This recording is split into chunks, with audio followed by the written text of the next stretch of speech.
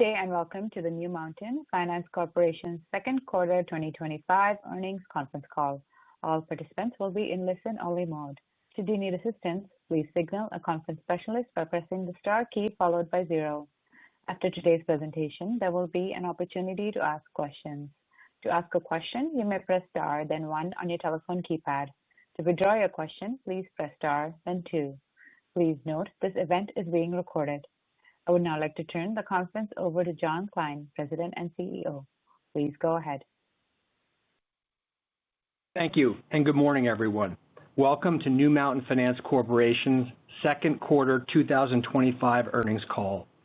On the line with me here today are Steve Klinsky, Chairman of NMFC and CEO of New Mountain Capital, Laura Holson, COO of NMFC, and Chris Corbett, CFO and Treasurer of NMFC. Steve is going to make some introductory remarks, but before he does, I'd like to ask Chris to make some important statements regarding today's call. Thanks, John. Good morning, everyone. Before we get into the presentation, I would like to advise everyone that today's call and webcast are being recorded. Please note that they are the property of New Mountain Finance Corporation, and that any unauthorized broadcast in any form is strictly prohibited. Information about the audio replay of this call is available in our August 4th earnings press release. I would like to call your attention to the customary safe harbor disclosures in our press release and on pages 2 and 3 of the slide presentation regarding forward-looking statements. Today's conference call and webcast may include forward-looking statements and projections, and we ask that you refer to our most recent filings with the SEC for important factors that could cause actual results to differ materially from those statements and projections. We do not undertake to update our forward-looking statements or projections unless required to by law. To obtain copies of our latest SEC filings and to access the slide presentation that we'll be referencing throughout this call, please visit our website at www.newmountainfinance.com. At this time, I'd like to turn the call over to Steve Klinsky, NMFC's chairman, who will give some highlights beginning on page 5 of the slide presentation. Steve? Thanks, Chris. It's great to be able to address you all today, both as NMFC's chairman and as a major fellow shareholder. Adjusted net investment income for the quarter was 32 cents per share, covering our 32 cent per share dividend that was paid in cash on June 30th. NII was supported by consistent recurring income from our loan portfolio, no new non-accruals, full utilization of the dividend protection program, and a modest incremental fee waiver. Our net asset value per share of $12.21 declined 24 cents compared to Q1. While overall credit performance was strong across the majority of our portfolio, NMFC did experience modest declines across 3 positions, which John will address later in the call. Importantly, 95% of our investments are green on our heat map, and our portfolio has nearly 80% exposure to senior-oriented assets. NMFC lends chiefly in sectors such as healthcare information technology, software, insurance services, and infrastructure services, which we believe are well positioned in today's economic environment. NMFC's portfolio loan-to-value stands at just 45%. Our lending lines are being refinanced at lower rates, and our percentage of first lien assets is growing, while our PIK income is falling. Looking forward to Q3, we would like to announce a 32-cent dividend payable on September 30th to shareholders of record on September 16th. NMFC's dividend is supported by our strong recurring earnings from our well-performing credit portfolio, increased portfolio activity compared to Q2, and the dividend protection program, which we have in place through the fourth quarter of 2026. The dividend protection program represents a shareholder-friendly way to stabilize the dividend in a period of time that is characterized by tighter new issue spreads and lower fees that have been the result of below normal private equity deal activity. Our view at New Mountain is that these trends are likely to normalize as deal flow picks up. Our current stock price implies a 15% discount to book value, and the dividend of 32 cents quarterly or $1.28 annually, represents over a 12% yield, all with a 14-year track record of just a 1 basis point total net realized loss rate since IPO. As a result of the ongoing discount, NMFC entered into a stock repurchase program where the company has repurchased approximately $16 million of shares year to date, with an additional $31 million of board authorization remaining. Additionally, I and my fellow managers at New Mountain are the largest shareholders of NMFC and have steadily increased our ownership level over time. We believe that our current share price represents a compelling entry point for prospective investors as we seek to deliver stable, consistent yield and exhibits clear opportunity for equity upside in the months ahead through further advancing our strategic initiatives. As a reminder, New Mountain's flagship private equity funds have never had a bankruptcy or missed an interest payment, and the firm now manages over $55 billion of assets. We employ over 90,000 people at our PE portfolio companies in the field, and our New Mountain team has now grown to over 280 employees and senior advisors, and approximately 70 members of our Executive Advisory Council. Our goal is to apply this same PE business building skill and knowledge to benefit NMFC and our credit platform as a whole. We thank you for your ownership and partnership, and we are working diligently to serve your interests in the months and years ahead. With that, let me turn the call to John. Thank you, Steve. I would like to begin on page 8, which offers an overview of our differentiated approach to direct lending. First and foremost, we focus only on sectors of the economy that we believe are defensive and have stable tailwinds that will benefit companies within these chosen sectors. We do not invest in industries that are volatile, cyclical, or secularly challenged. Secondly, we believe that we have a better model for research, as New Mountain uses in-house industry executives and private equity personnel to underwrite direct lending deals within our chosen sectors. Finally, we continue to have very strong shareholder alignment, with 14% of our outstanding shares owned by NMC employees and senior advisors, and we actively support shareholder returns through our dividend protection program. Page 9 provides key performance statistics showing a long-term track record of delivering consistent enhanced yield by minimizing credit losses and distributing virtually all of our excess income to shareholders. Since our IPO in 2011, NMFC has returned approximately $1.4 billion to shareholders through our dividend program, generating an annualized return of 10%. Today, our dividend yield is over 12% annualized based on the 32-cent quarterly payout. We have been a good steward of capital with negligible net realized losses over 14 plus years and maintain investment grade ratings at Moody's and Fitch. Turning to page 10, NMFC continues to make progress on strategic priorities which focus on improving the quality and diversity of our asset base, optimizing our liabilities with low-cost floating rate debt, and enhancing the quality and character of our income. To that end, in Q2, we increased senior-oriented assets to nearly 80% of the overall portfolio and further diversified our top holdings with the full repayment of Office Ally, previously a 2.5% position. On the liability side, our team is preparing to refinance the 7.5% convertible notes and the 8.25% unsecured notes, both of which mature or are callable in Q4 of this year. We expect to access the unsecured debt market and lock in interest rate hedges on the notional amount of these transactions. Finally, we continue to sell equity positions and exit PIK assets.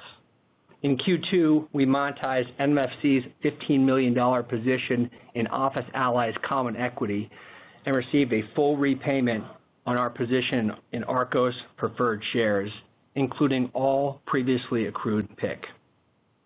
We will seek to exit more PIK positions in the coming quarters.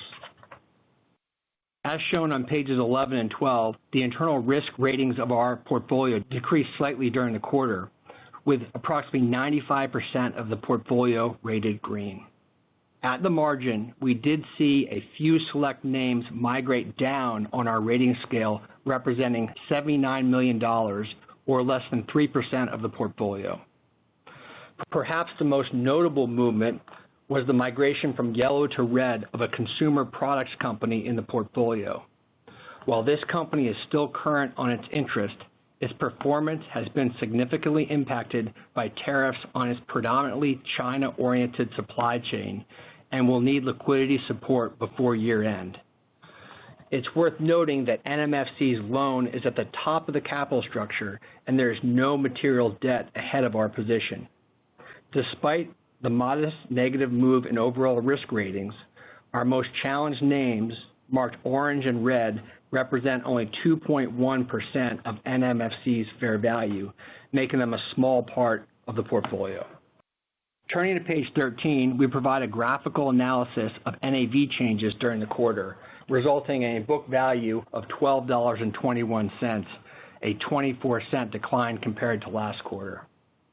Overall, the quarter benefited from good core credit performance, offset by declines in Edmentum, a dental healthcare business, and the aforementioned consumer products business.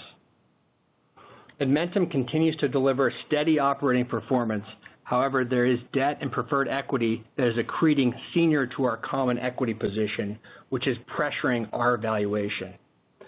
Edmentum continues to work on new growth levers, including a career learning offering and other operating initiatives to enhance top and bottom line performance.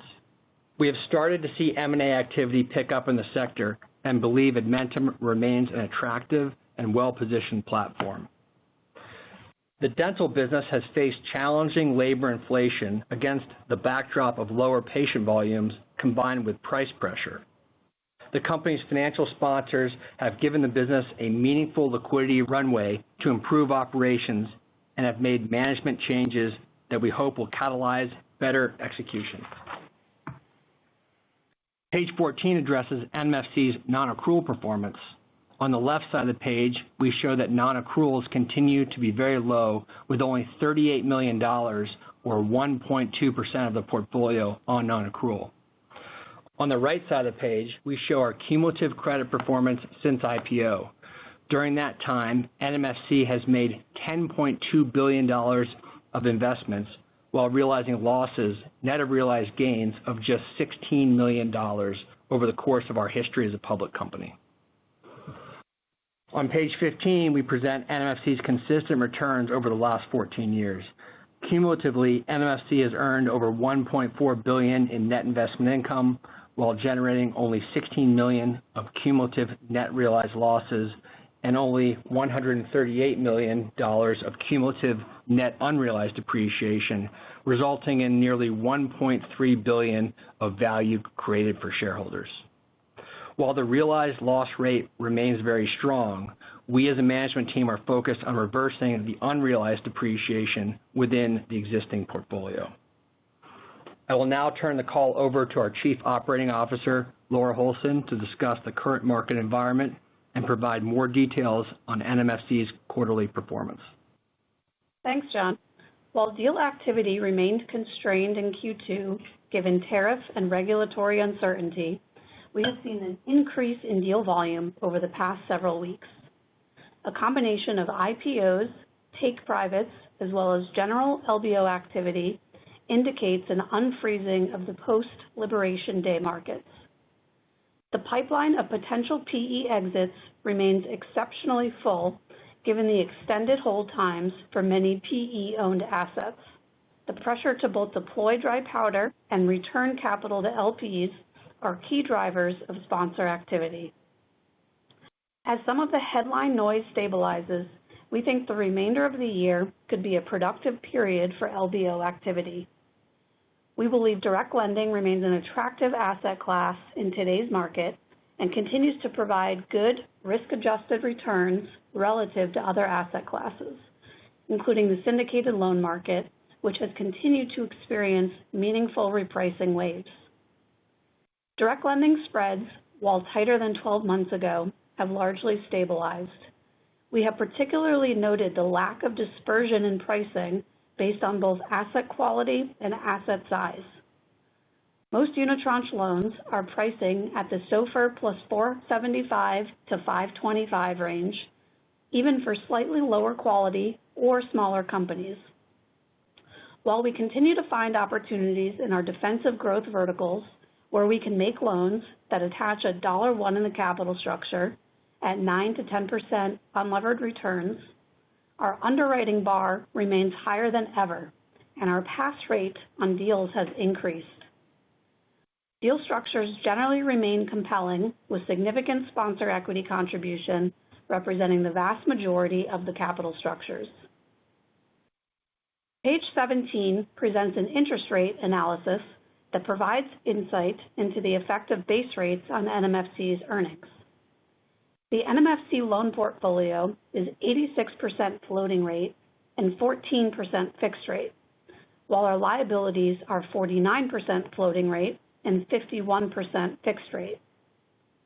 Pro forma for the expected upcoming refinancing activity over the next 6 months, we expect our mix will shift meaningfully to 81% floating and 19% fixed. This will nearly align us with our target of matching our percentage of liabilities that float with the percentage of our assets that float. As shown in the bottom table, while we would expect to see earnings pressure in the scenarios where base rates decrease, we are evolving our capital structure to help offset some of that pressure. Moving on to page 18, Q2 was a lighter quarter in origination activity, given what I mentioned on deal flow and quality. In Q2, we originated $122 million of assets, offset by $155 million of repayments and sales. Our originations consisted of investments in our core defensive growth power alleys, including niches of business services like insurance and utility services. Notable repayments in the quarter included our first lien and equity positions in Office Ally, which, as mentioned previously, provided us the opportunity to rotate into senior cash-yielding loans. As John noted, we also received a repayment in our preferred equity investment in Arcos, collecting our previously accrued PIK in full. Turning to page 19, approximately 78% of our investments, inclusive of first lien, SLPs, and net lease, are senior in nature, up from 75% in the prior year. Second lien positions represent just 6% of our portfolio. Approximately 7% of the portfolio is comprised of our equity positions, the largest of which are shown on the right side of the page. We continue to dedicate meaningful time and resources to business building at these companies. Page 20 shows that the average yield of NMFC's portfolio decreased slightly to 10.6% for Q2, partially due to a small downward shift in the forward SOFR curve. Despite lower yields on our originations compared to on our repayments, we believe total yields remain attractive for the risk. Page 21 highlights the scale and positive credit trends of our underlying borrowers. The weighted average EBITDA of our portfolio companies increased slightly in the second quarter to $176 million, primarily due to growth at the individual companies we lend to. We also show the relevant leverage and interest coverage stats across the portfolio. These metrics have remained relatively consistent over the last several quarters. Loan-to-values continue to be quite compelling, and the current portfolio has an average loan-to-value of 45%. Finally, as illustrated on page 22, we have a diversified portfolio across 124 portfolio companies. Excluding our investments in the SLPs and net lease funds, the top 10 single-name issuers account for 25% of total fair value. I will now turn the call over to our Chief Financial Officer, Chris Corbett, to discuss our financial results. Thank you, Laura. For more details, please refer to our quarterly report on Form 10-Q that was filed yesterday with the SEC. As shown on slide 23, the portfolio had $3 billion in investments at fair value on June 30th and total assets of $3.2 billion. Total liabilities were $1.9 billion, of which statutory debt outstanding was $1.5 billion. Net asset value of $1.3 billion or $12.21 per share was down slightly compared to prior quarter.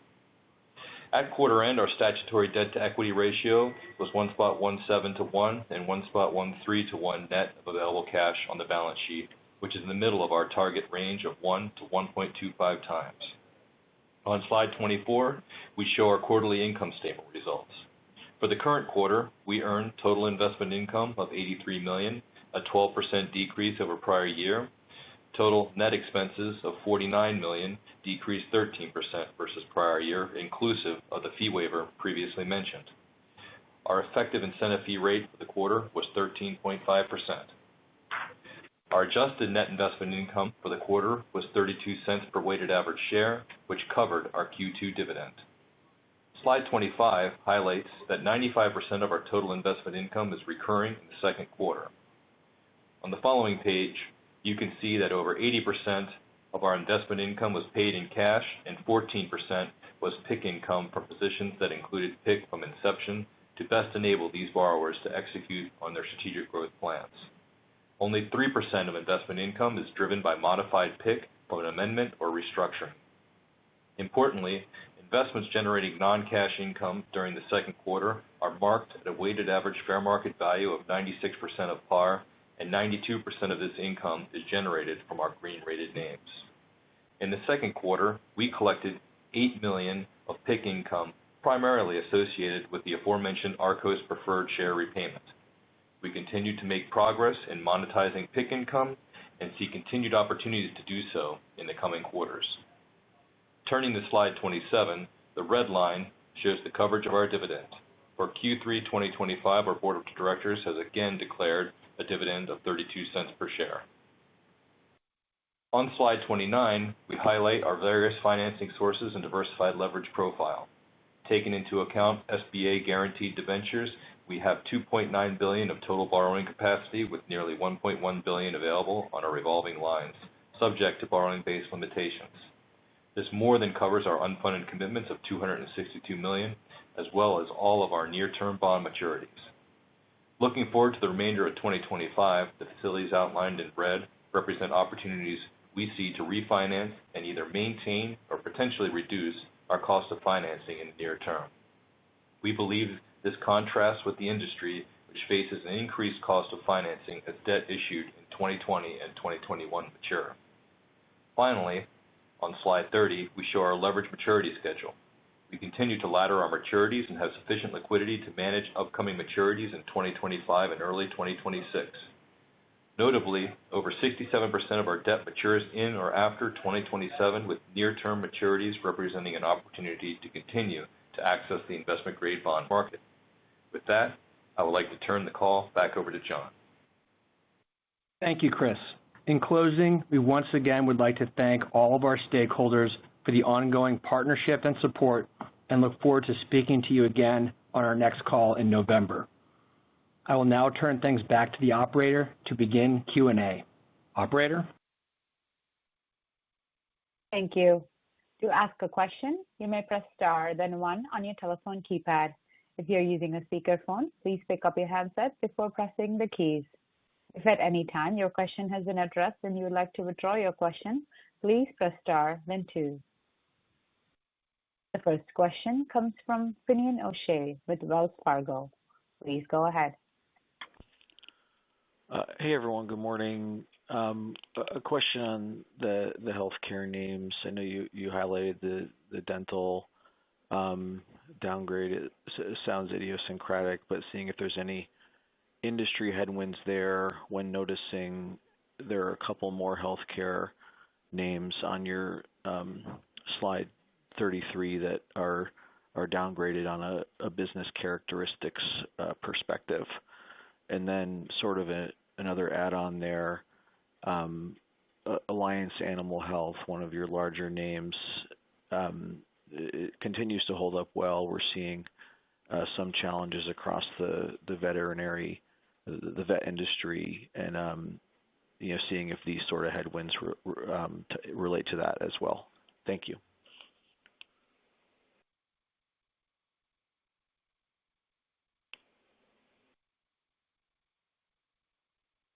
Hello? Sorry, we're just kind of reconnecting the speaker lines. Just a second.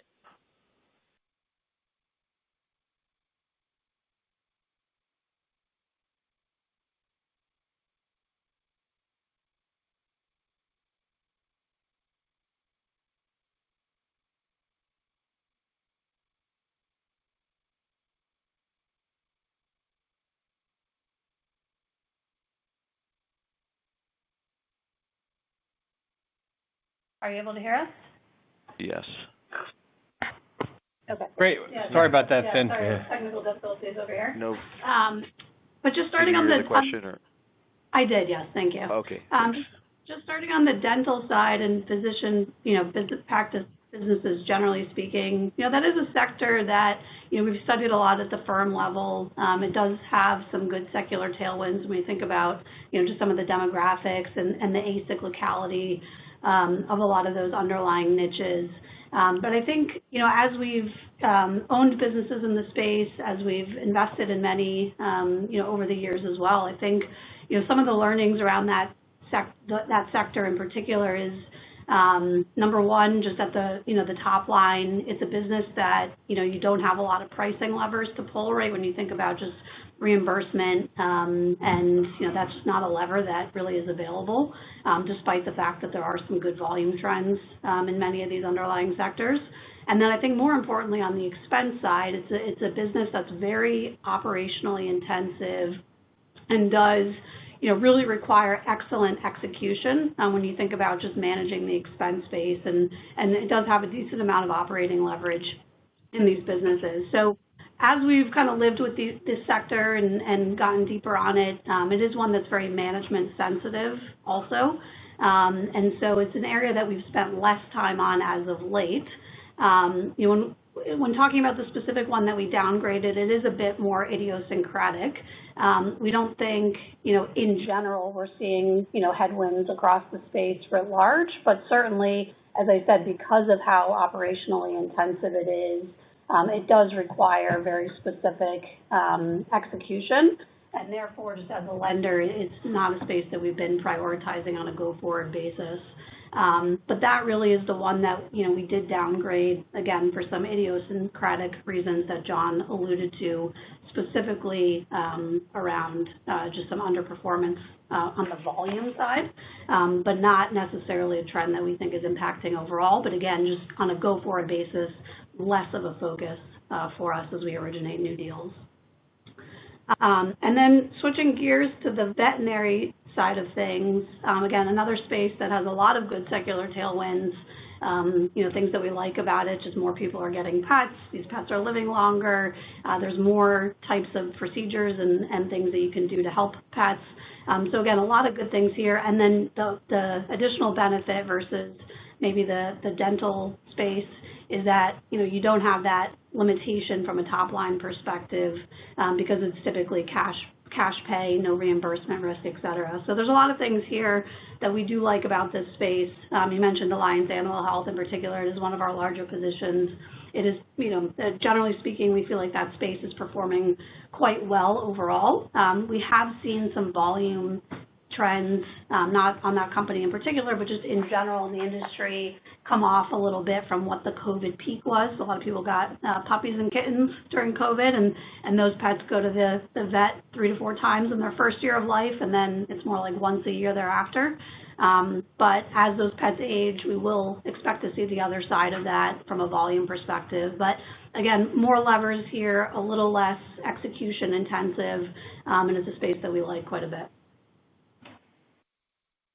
Okay, that's helpful. Thanks. And then just hitting on the dividend protection, you waived a little extra this quarter. Can you just talk about how you're thinking about that high level?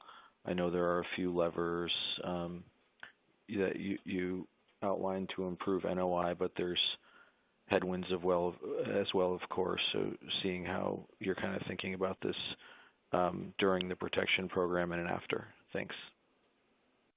Sure. The dividend protection program is meant to be a form of shareholder support where we can give our shareholders really good visibility on what the dividend is going to be.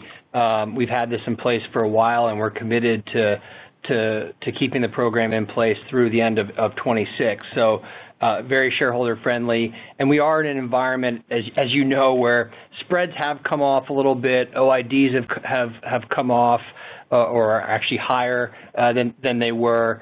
Deal flow is not quite what we've wanted it to be, just given some volatility around, the Trump tariffs. So that's why I think the dividend protection program is so important. It really gets us through, periods of time like right now where it does feel a little bit tight out there. And so as we look forward, the big focus, for our team is really, to optimize our leverage across both the core fund as well as our JVs. We're in the process of optimizing in both areas.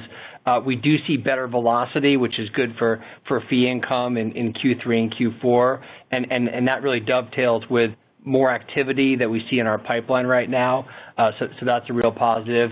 We see a big catalyst around refinancing our higher cost debt. I know we showed that in our deck, and I think that's a real positive catalyst for NMFC. We have a new SBIC coming online, and then of course we have the buyback as well. So there are a bunch of things that we have at the top of our mind to offset some of the pressures that we do see, and it feels great to have the New Mountain firm support around the dividend protection program. And as you mentioned, in this quarter, we did go a little bit above and beyond because we do feel strongly about maintaining that consistency of dividend. Okay, so I mean, it sounds like the incremental fee, kind of forget the 15% number. You'll waive incremental to make the 32 through 26, and then correct me if I'm wrong there. But how should we think about the policy in place is the core dividend protection, and then of course we have the option to do more if we see fit. And I think what I was trying to describe is we do see some positive catalysts as it relates to our core earnings capability. That should help support the overall dividend. So we have the announced program, and that's what we're committing to. Okay, thanks so much. Once again, if you have a question, please press star, then one. The next question comes from Robert Dodd with Raymond James. Please go ahead. Hi, everyone. On the red downgrade, the consumer products business, you highlighted obviously tariff exposure. I presume that was one of the businesses you had already identified as being at risk from tariffs, given the nature of what it does. So, what kind of? It looks like you also downgraded operational performance as well as now. Is that tariffs related, or was there something beyond the tariffs that kind of caught you by surprise with that business? Because it just seems you already knew about the tariff risk, and it was flagged presumably internally based on that, and it seems to have been worse than you expected. So can you give us any color about general terms what happened there, and is there, to extend the question even further, is there risk that those kind of things happen to other businesses in the portfolio as well as we go forward? Great, Robert. Thank you for the question. I'll give a couple of comments, and Laura can support my comments. But great question. The name that in question is the name that we've been upfront about from the beginning of the tariffs. This is our one name that we feel like does have material exposure. I believe we talked about it last quarter. And going into the tariffs, it was not a green name. It was, I believe, a yellow name. And so there was some operating underperformance already present at the company, and that was borne out in our ratings. And then from our perspective, really, the tariff situation, which is still out there. There's still a fair amount of tariff volatility, even though it doesn't feel quite as present in the headlines of the Wall Street Journal. There are still some headwinds, and this company is materially exposed to a Chinese, an Asian-centric supply chain, and the business is working through that. But really, it was an underperformer, and I think that the tariffs hurt it even more. And I think there's still a lot yet to be known about the end state of this company. In my own head, it's not a long-term impairment. I still have a personal optimism that we can get a full recovery on this name, but it's important to be very transparent and honest about the current state of the company, which is, in our view, a red. The business, as we said in our comments, will need some more liquidity, and so the sponsor can put that liquidity in, or the lenders may have to put it in. We're not sure which direction that's going to go.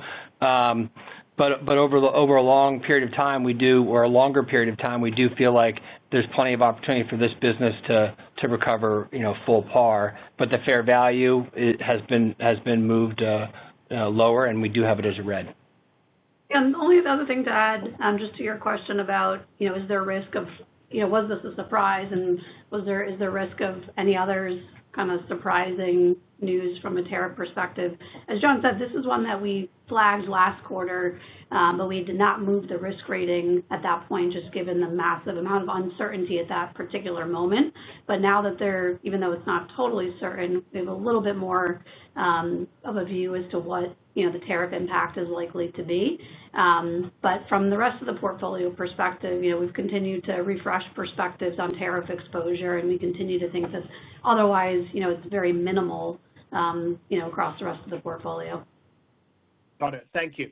One more thing to Steve's points in the opening remarks. I mean, spreads are tight.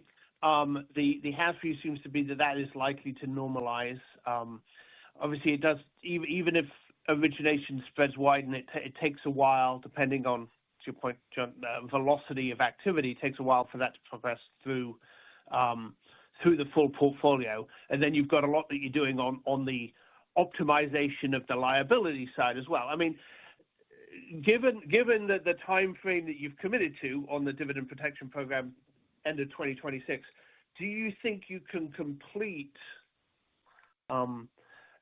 all your activities in terms of optimizing the liability stack, having maybe some spread widening make its way through the portfolio, and maybe monetize some of the equities? Do you think all of that can be completed by the end of 26, sufficient to the point that the dividend protection program maybe, hypothetically, might not be necessary at that point? I think we've been very clear about all the different things that we're doing to improve our company, and I think we've reported on the cadence of improvement over the last few quarters, and I continue to feel very good about it. So when I think about the next 6 quarters, I think that we'll continue to show really good improvement on the asset quality and the character of the assets, the liability mix. I think we'll continue to show improvement on our PIK income. We're incredibly focused on monetizing some of the largest positions. So I do feel very, very optimistic and positive personally that we're going to be able to make some real progress. It's going to be, there's some hard work to be done, but we've gotten off to a good start, and I see, particularly in a deal environment that we think will be good over the course of the next 6 to 12 months. I am optimistic about improvements on all fronts. When you think about the overall yield characteristics of just the direct lending environment, that's obviously a little tougher to predict overall. So we're just going to focus on the parts of our business that we can control. And again, I feel good about the trajectory there. Got it. Thank you. The next question comes from Sean Paul Adams with B. Riley. Please go ahead. Hey guys, good morning. On Admentum, it just seems that there's been a continued trend of write-downs on the name. Is this just more of a unwinding that you forecast, throughout the rest of the year, or any secular trends in the education space? Yeah, no, in terms of Edmentum, just as a reminder, the business, it's an ed tech business serving the K-12 end market.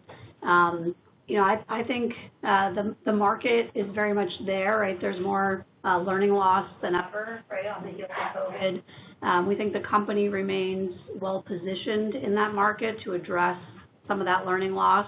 And as John mentioned, we do have some other, outside of just the core business of Edmentum, continuing to expand vectors of the business to attack the career market in addition to that. We do think it's a scaled platform. It's well positioned in the space. The underlying performance has stabilized, right? If you remember, this is a business that, was performing fine pre-COVID, then had a big spike during COVID, given part of the business relates to virtual learning, which obviously, experienced a tremendous uptick during COVID. And at this point now, that kind of uptick is kind of just renormalized, and the business is stable and on a stable trajectory. But as John mentioned, we just have some securities ahead of us in the capital structure, that are accreting ahead of us, which, modestly impacts the equity where we sit in the capital stack. So, right now the company's in the midst of its, key buying season just from a summer perspective. And I think we'll continue to know more as that evolves over the next, coming months. But again, I think big picture, we view it as, well-performing and stable underlying performance, just has some of these kind of unique capital structure dynamics. Perfect. Appreciate the color. Thank you. Thank you.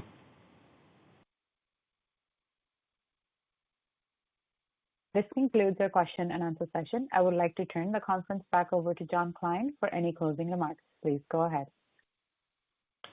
Great. Thank you again for your participation in our earnings call, and we look forward to speaking to you again in November. Have a great day. Thanks. The conference is now concluded. Thank you for attending today's presentation. You may now disconnect.